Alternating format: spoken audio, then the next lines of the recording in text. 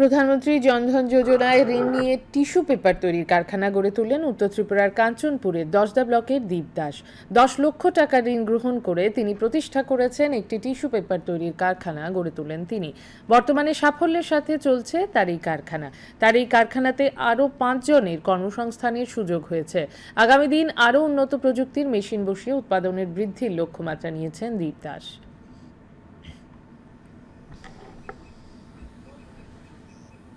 আমরা একটি গভর্নমেন্টের স্কিম দেখেছিলাম, পিএমইজিপি, যা গভর্নমেন্টের একটি স্কিম, তার আন্ডারে আমরা লোন নিয়ে আমরা অনেক ভালো চিন্তাধারা নিয়ে আমরা আজকে একটি টিস্যুর কোম্পানি খুলেছি। এটি ভালোই চলছে।